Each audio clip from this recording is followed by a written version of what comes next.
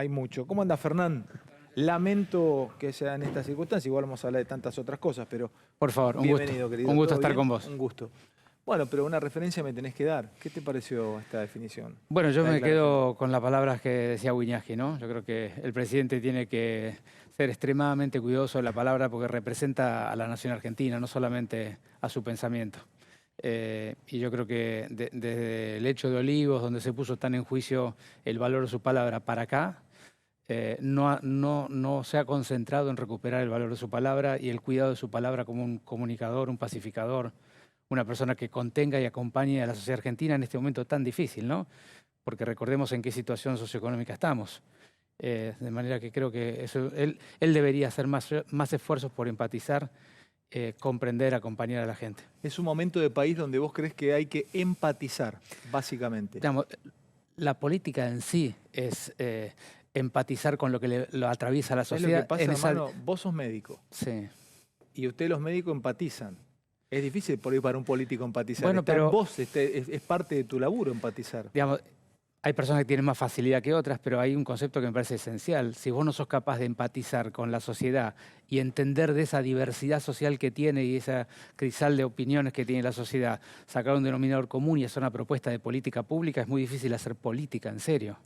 Porque de eso se trata la política, entender lo que piensa, lo que siente y qué prioridades tiene la sociedad y en base a eso proponer políticas para ese momento. Vos sabés que ustedes los médicos, está bueno cuando hacen una comparación médica, porque todos alguna vez hemos estado enfermos o hemos llegado a un médico, y cuando hacen una comparación con la patología de que podría tener Argentina,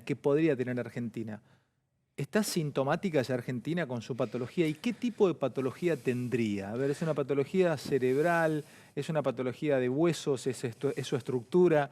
¿Es una patología de sus órganos? ¿Qué es? No, yo diría que genéricamente la Argentina tiene un problema severo en su capacidad de comprender el valor del otro como una persona que te completa a tu propio proyecto. Repetí, eso me gustó. El valor que tiene el otro para ser capaz de completar tu propio proyecto de vida y tu propio sentido de vida. Digamos, todos nosotros, en realidad nuestro bienestar tiene que ver con cómo nos sentimos nosotros con nosotros mismos y cómo nos vinculamos afectivamente con las personas que queremos. Pero el otro es parte de tu propia construcción, sobre todo en la vida moderna, en sociedad, digamos, en grandes ciudades. Entonces, yo creo que la Argentina lo que tiene es una dificultad enorme de poder comprender, digamos, vincularte en la diversidad y construir un camino común. Ese es el gran problema de Argentina y, de hecho, necesitamos eso para construir una visión de nación. Estamos con miradas dicotómicas. ¿No avanzás con grieta? Las miradas mutuamente excluyentes, donde para que yo exista vos tenés que desaparecer, es inviable porque además me pierdo la oportunidad de aprender cosas que vos tenés. Para repetir, me encanta eso. Si yo pienso que para que yo exista vos debés desaparecer, no hay futuro. Ni para vos ni para mí, porque vos pretendés que yo desaparezca, pero aparte te perdés la oportunidad de tomar los talentos o los valores que vos puedas descubrir Pero en te mí. podrían decir, yo no tomo el término desaparición como una desaparición física o matarte, simplemente una desaparición de correte de los lugares de decisión, el país es de esta manera. Es que ese es el punto, el desaparecer me refiero a como ser ciudadano. Es decir, la nación es la construcción de un conjunto de miradas y de historicidades. No es lo que vos pensás que es la realidad. La nación es el conjunto, por eso es una nación. Entonces, cuando vos perdés la oportunidad de aprender del otro, que tiene una mirada diversa o contrapuesta a vos, se acabó tu capacidad de aprendizaje. Y además se acabó tu capacidad de construir con el otro una mirada que naturalmente no va a ser igual, no nos vamos a poner de acuerdo, pero sí buscas denominadores comunes, buscas sentidos, acuerdos, digamos, conceptuales. Además, reconoces que el otro piensa diferente que vos, que otras autoridades, que tiene otra historia diferente, que tiene otros intereses, pero te completa. Escúchame, vos sos, ¿cuál es tu especialidad? Yo hago clínica médica. Clínica médica.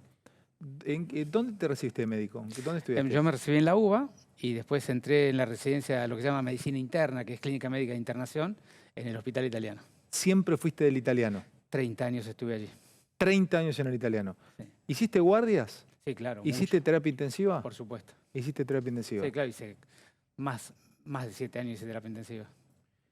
¿Qué te enseñó la terapia intensiva? A ver, contame, no técnicamente, pero ¿qué te enseñó? ¿Te habrás tuteado con la muerte, con el dolor, con la esperanza y con la desesperanza? ¿Qué te enseñó la terapia? Digamos, la terapia intensiva y la medicina interna te enseñan también los límites del ser humano, ¿no? ¿Qué es la medicina interna? La medicina interna es la internación general, la clínica de internación.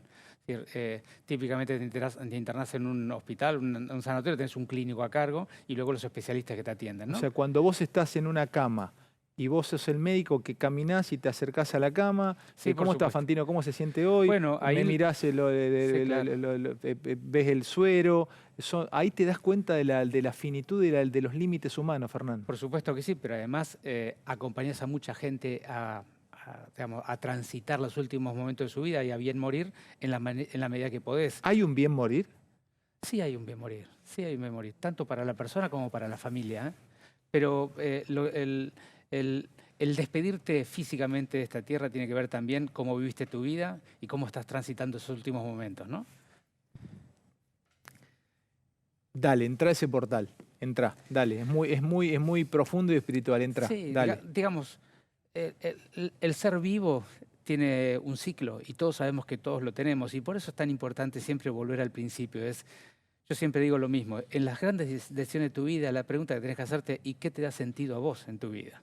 Porque cuando vos transitas tu vida con cierto grado de armonía entre tu sentido interior, lo que vos sentís verdaderamente, lo que vos pensás que debes hacer y tu conocimiento técnico, y lo que vos haces efectivamente y tus hechos prácticos, esa armonía interior te acompaña en toda la vida, pero sobre todo en los últimos momentos, ¿no? O sea, si sabés que son tus últimos momentos y vos te reconoces una persona que vivió bien y vivió feliz, Digamos, feliz es una palabra demasiado importante para tenerla toda la vida, ¿no? Porque la vida tiene momentos difíciles y momentos lindos y momentos malos. Pero me vuelvo al concepto de que verdaderamente seguiste el sentido de tu vida. ¿Cuál es el sentido que le das a tu transitar en la Tierra? Y si lo pudiste desarrollar de alguna manera con los contextos que te tocaron vivir, ¿vos ¿no? seguís el sentido de tu vida? Todo el tiempo. A veces me sale mejor y otras peor, como todo el mundo. Pero todo el tiempo me pregunto, ¿y esto qué sentido, digamos, dentro de lo que yo siento que debo ser? O sea, Eh, si vos mañana no sintieras más ganas de estar en la política o salir de tu mundo, ¿te irías? bueno, vos fíjate, yo tenía una trayectoria de 30 años en un lugar donde estaba muy bien, estaba en la dirección médica, estaba, digamos, desarrollándome académicamente a nivel internacional de una manera muy, digamos, que lo disfrutaba mucho y sentí que no quería terminar mi proceso laboral ahí, en el sentido de que todavía me queda una etapa para darle a la sociedad lo que yo había construido. Y tomé una decisión de ir a un lugar mucho más difícil, además tuve la dificultad de la pandemia, por supuesto con peores condiciones económicas, digamos, he perdido o he dejado algunas cosas de lado porque me da más sentido hacer esto en este momento. ¿Qué pensás de lo espiritual del ser humano, Fernán? Vos has estado, como decís, vos has acompañado a mucha gente que se fue de este plano y sabiendo que se iba. Vos, digo, este plano espiritual, vos, ¿qué crees ahí? No sé. Mira, cuando vos acompañás a la gente en los últimos momentos, por supuesto que, digamos, nadie se recuerda de los logros económicos o los logros de su trayectoria. La gente en los últimos momentos se acuerda de los logros de sus vínculos afectivos. ¿De quién se acuerdan? ¿Los padres? De cómo vivió y qué hizo en su vida y de los vínculos que tiene. Es muy variado, cada persona tiene vínculos afectivos con diferentes personas. Pero digamos, ¿qué es lo mismo que pasó en la pandemia, Ale? En la pandemia, ¿qué pasó cuando tuvimos todas esas restricciones en la vida? Tuvimos que estar relativamente aislados. Todavía no sabemos qué nos cambió en la pandemia. Algo nos cambió como seres humanos. Pero lo que todo el mundo te dice es lo que más me faltaba, poder ver a tal, a cual, estar con mi abuela, estar con mi nieto, Claro. ir con mis amigos. Entonces, en el fondo, la dimensión humana del ser humano es lo más trascendente que vos tenés. Sin embargo, estamos todo el día atrás de otras dimensiones, que son la de los intereses, lo la material. pero aparte pensando siempre en el futuro, cuando todo lo trascendente de tu vida pasa en el presente. El ahora. Obvio. El ahora en el vínculo, esto que estamos haciendo, dialogando vos y yo, y que nos sentimos cómodos los dos compartiendo, aunque nos están mirando, ¿no? De eso se trata. Y que esos presentes tengan sentido dentro de lo que vos querés ser y que no te dejes llevar por los entornos, por los contextos, por los intereses, por prioridades que no están en el foco de lo que es tu vida. Qué lindo, Fernán. Qué lindo que lo transites así. ¿Y tenés algún tipo de creencia o no? Digamos, yo he sido formado en una creencia religiosa cristiana. La verdad es que me cuesta racionalmente creer que hay un Dios. Pero sí comparto mucho de esos principios, esos valores. Sí, sos respetuoso con eso. Por supuesto Claro. que sí. Pero como sos tan espiritual y se te nota tan espiritual, y somos seres espirituales, además de ser seres de cultura, ¿qué pasará con nuestro espíritu, no? ¿A dónde irá nuestro espíritu? Eso no te lo puedo contestar. Lo que sí sabés vos, digamos, todos estamos seguros que tenemos un tránsito en la Tierra. La pregunta es, ¿cómo lo querés transitar? Y sobre todo yo siempre digo algo que me parece muy importante porque es lo que aprendí en mi vida compartiendo o acompañando a otras personas. La pregunta es, cuando vos sientas que te queda muy poco, ¿vas a mirar para atrás y te vas a sonreír? ¿O vas a decir, ¿para qué hice eso? O mirá cómo perdí mi tiempo en tal cosa, ¿no? Entonces es el grado de coherencia que tenga entre lo que vos sentís que debías haber sido y cuando ya no tenés mucho para cambiar de tu trayectoria, ese momento es muy importante. Y yo siempre trabajo para llegar a ese momento de la mejor manera posible. Última de esto, después te paso otras cosas también. Porque estamos hablando de personas adultas, ¿no? ¿Te pasó con algún niño, con algún chiquito, que saber que se iba de este plano y no enojarte con algo que, bueno, sos agnóstico, pero ¿qué te pasó cuando tuviste ese choque? Enojarme no, es durísimo. No hay dolor más difícil de transitar que el de la pérdida de la vida de una persona que está generaciones debajo tuyo, ¿no? Verdaderamente es muy duro. A mí me cuesta mucho ese aspecto. ¿Te lo llevas a tu casa, Fernán? Bueno, en el fondo te llevas todo a tu casa, ¿no? Uno puede poner más coraza o menos coraza de acuerdo a lo que te toca vivir cada día para poder transitar tu propio día, pero el cerebro procesa también, ¿no? Y a la noche cuando te vas a dormir, eso, por más coraza que les pongas, el cerebro lo tiene que procesar. Y ahí te aprovecho, porque sos médico, ¿no? Y sos político, pero entrás a la gente, ¿viste? Tenés un decir. O sea que todos los que te están viendo es aconsejarnos, porque yo te estoy viendo en este momento. Tengo que hablar, pero me podría quedar callado y ojalá hubiese un preguntador automático. Pero es ojo con las angustias, ojo con los dolores, ojo con la mala sangre, como decimos, porque nos rompe por dentro. Por supuesto que sí, y la pandemia fue dramática para eso y todavía lo es. A ver. Estamos transitando una pandemia de la salud mental, digamos, es casi el 50% de la sociedad aún arrastra emociones negativas de la pandemia, algunas enfermedades estructuradas. Pero viste que se están yendo, leía que en Europa, por ejemplo, se están todos yendo, no hay renovación de laburos porque se va toda la gente a la montaña o al interior, Digamos, se van de las grandes ciudades. Cuando vos tenés inestabilidad en tu propio ser, naturalmente las diferentes personas toman diferentes caminos y algunos podrán tomar ese que vos decís, pero lo que uno ve en la práctica cotidiana es que la gente ha quedado con muchas emociones negativas, con mucha angustia, todavía una parte significativa no ha podido terminar de procesar. Vos fíjate, nosotros estamos yendo 2 a 3 veces por semana a los diferentes barrios porteños y haciendo encuentros con la sociedad, 100, 200 personas, en lo que yo llamo el diálogo social sobre lo que nos pasó en la pandemia. Diálogo social sobre lo que nos pasó. Efectivamente, porque yo digo necesitamos transitar un proceso de sanación de lo que pasó para podernos revincular con la vida y después voy a volver al tema de los vínculos porque creo que ese es el camino Pará, es muy de salida. bueno. O sea, tenemos que curarnos de la pandemia. Decididamente sí. El paso número 1 para poder empezar a curar y a dejar atrás lo que te pasó en términos emocionales y poderlo procesar bien, el paso número 1 es poderlo poner en palabras y dialogarlo con alguien. Entonces estamos creando esos diálogos sociales donde cada uno expresa lo que le pasó, y cómo se sintió. Fernán, ¿y puede ser que alguna cuestión interna y psicológica de alguien no esté puesta en la conciencia y tengas malestares inconscientes y cosas que ya no tenés ganas de hacer y que de pronto no te das cuenta y de pronto tiene que ver también con lo que viviste en pandemia? Pero por supuesto, y hay un montón de eso, ¿vale? De eso se trata. Empezar los diálogos sociales tiene que ver con empezar a poner en palabras lo que nos está pasando para empezar a transitar ese camino. Pero vos fíjate lo siguiente, digamos, más allá del diálogo, digamos, las personas somos capaces de transitar el dolor o somos capaces de salir más rápidamente de la secuela del dolor, en tanto somos capaces de compartir esa emoción con otro, poniéndolo en palabras, en paso número 1, y luego tener los vínculos afectivos alrededor, lo que sería la malla social que te contiene como persona. Vos fíjate que lo más dramático que le pasa a las personas en la vida es estar solos. Es cuando se aísla, porque vos podés vivir solo pero estar súper conectado.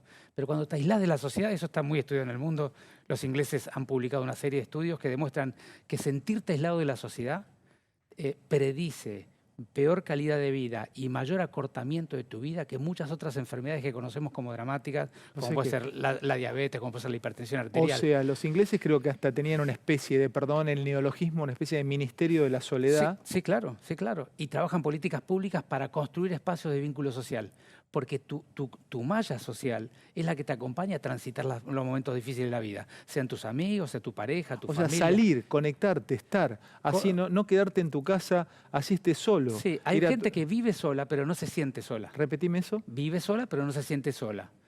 Puede hablar por teléfono, está conectada, va a comprar algo y dialoga con los demás. Vos podés vivir solo y estar súper Y conectado. podés vivir con mucha gente y sentirte solo. Por ejemplo, típicamente la persona que te dice, lo que pasa es que con mi familia yo me distancié, mi hijo no me habla, está muy ocupado. Y, digamos, ese padre o esa madre que está en la búsqueda de sus vínculos de la vida y no los encuentra, Mm. es un tema para trabajar intrafamiliar, pero también para generarle otras oportunidades. Y eso es lo que estamos tratando de hacer, generar mecanismos de diálogo y oportunidades de relación social. Grupos de trabajo, de lectura ¿Y qué te crítica. dicen cuando te juntás con los vecinos? ¿Qué te dicen? ¿Están todavía transitando esa angustia de la pandemia? Un porcentaje, yo te diría 3 a 5 de cada 10, todavía no ha logrado procesar algunas emociones que pasó en la pandemia. Es que fue muy duro. Hay gente que perdió seres muy queridos, pero además los perdió de la peor manera, sin poder estar ahí, sin poder despedirse. ¿Entendés?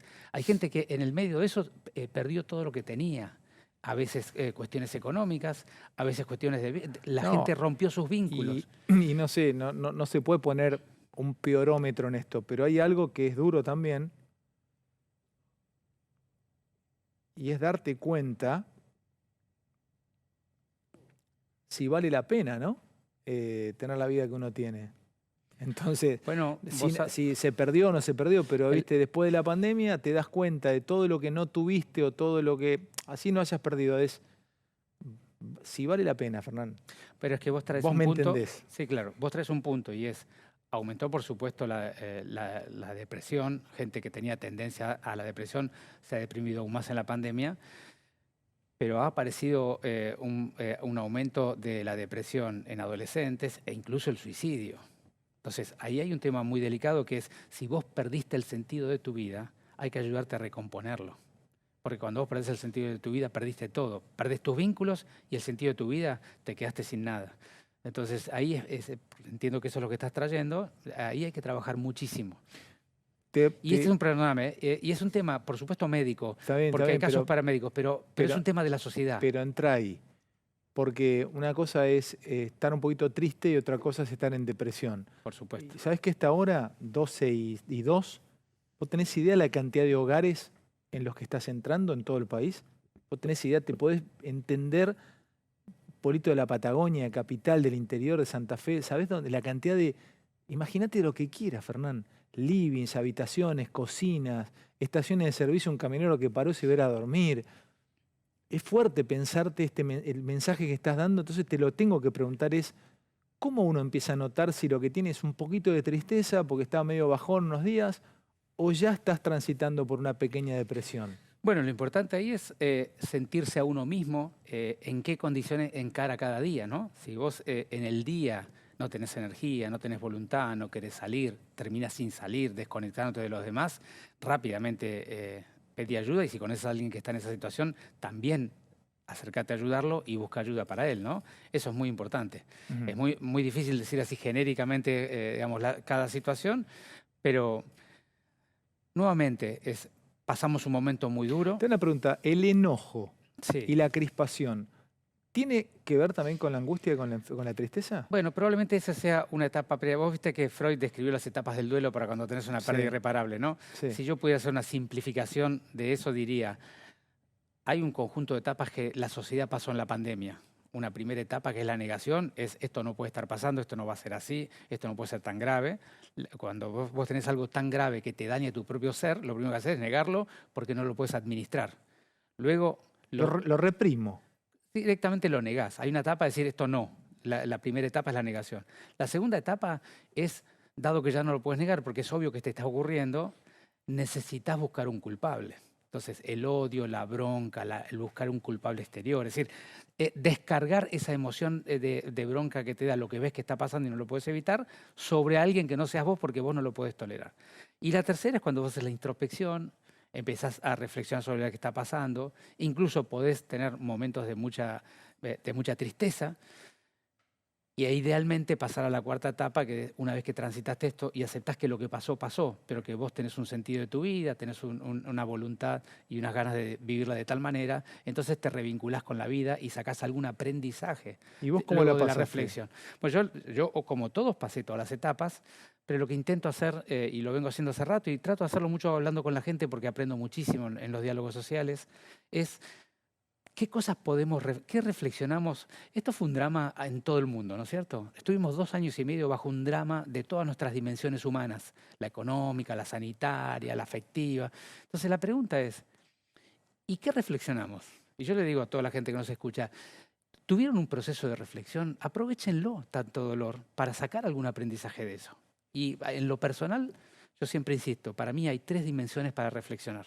La primera, la dimensión individual o personal. ¿Qué querés ser vos en tu vida?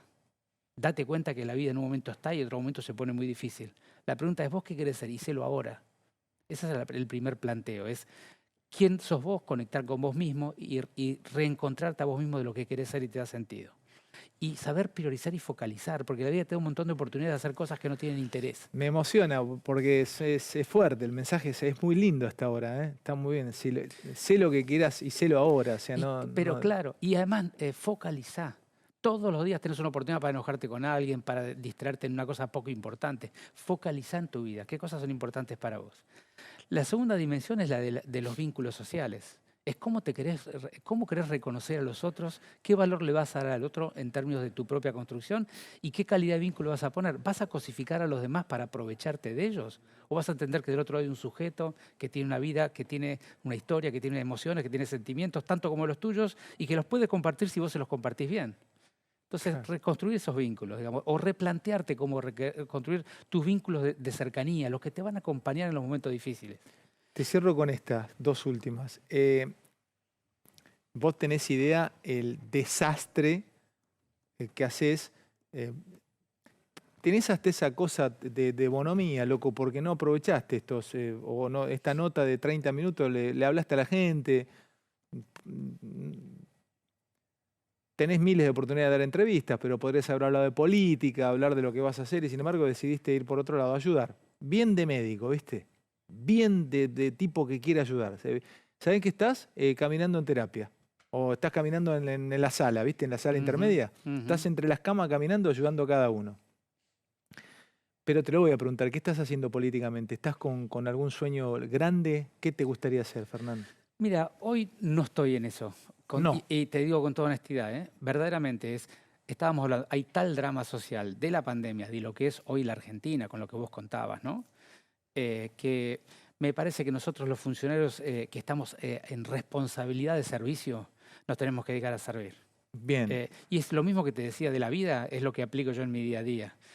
Yo estoy focalizado plenamente en dar mi trabajo como ministro de Salud, en cuidar a la gente, en empatizar con lo que necesita, en llevar políticas públicas, en reconstruir y fortalecer y mejorar el sistema de salud y los trabajadores que están Claro. allí. Estoy en eso. Ahora, vos me decís, ¿y el futuro cómo va?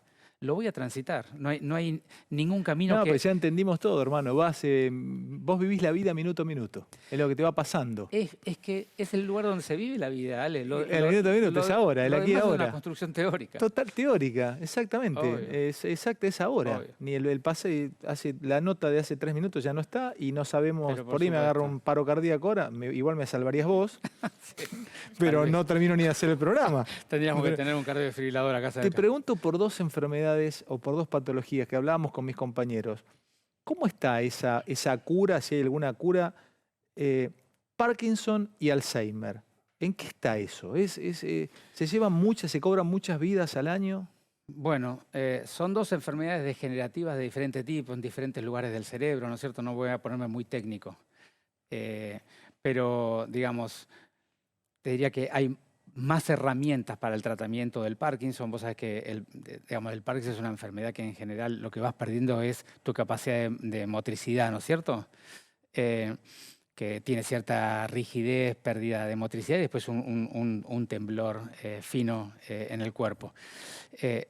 Y el Alzheimer es la degeneración de algún tipo y algunas áreas de las neuronas que hacen que vos vayas perdiendo tus habilidades intelectuales superiores, tu forma de vincularte, de recordar, de conectarse con la sociedad. Y ambas enfermedades pueden combinarse. Hay personas que, digamos, que tienen una combinación, lo que se llama el Parkinson Plus o el Parkinson con demencia. Pero son enfermedades degenerativas diferentes. El Parkinson tiene un poco más, bastante más instrumentos para tratar y atender. La demencia, por supuesto que hay algunos tratamientos, algunas medidas para prevenir o demorarlas, pero es una enfermedad de mucho más largo plazo que en general tiene mucho más que ver con la edad. Con esto, mañana, que te voy a decir y voy a preguntarte, y lo sé por un amigo que fue, va a volar por el aire la cantidad de turnos que van a pedir o preguntas que van a pedir. El italiano tiene uno de los mejores centros de tabaquismo del mundo. Se han especializado en multisector, seríamos, Sí, o sea, multiprofesionales para tratar el tabaquismo. Psiquiatras, médicos, etcétera, etcétera.